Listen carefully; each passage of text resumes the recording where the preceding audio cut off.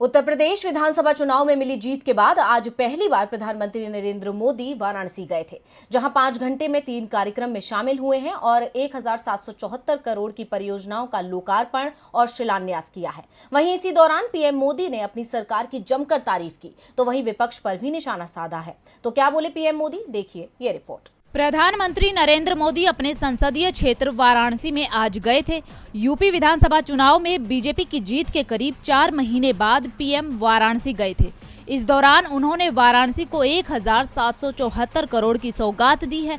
सबसे पहले LT college में पूर्वांचल के सबसे बड़े अक्षय पात्र मिड डे मील किचन का उद्घाटन किया। इसके बाद अखिल भारतीय शिक्षा समागम कार्यक्रम का उद्घाटन किया। फिर सिगरा स्टेडियम में 1774 करोड़ की 43 परियोजनाओं का लोकार्पण और शिलान्यास किया, जिसके बाद पीएम मोदी ने जनसभा को संबोधित करते हुए अपनी ही सरकार की खूबियां गिनाई, तो साथ ही विपक्ष पर भी निशाना साधा है।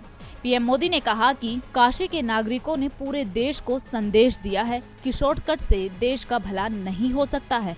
हाँ, कुछ नेताओं का हो सकता है। हमारे लिए विकास का अर्थ सिर्फ चमक दमक नहीं है। विकास का अर्थ है दलित, गरीब, वंचित, पिछड़े, आदिवासी, माताओं और बहनों का सशक्तिकरण। इसके अलावा पीएम मोदी ने शिक्षा पर चिंता जताते हुए कहा कि हमारे देश में मेधा की कमी नहीं रही है, लेकिन दुर्भाग्य से ऐसी शिक्षा नीति बनाकर दी गई थी कि पढ़ाई का मतलब सिर्फ नौकरी ही माना जाने लगा था। पर अब नई शिक्षा नीति देश को नई दिशा देगी।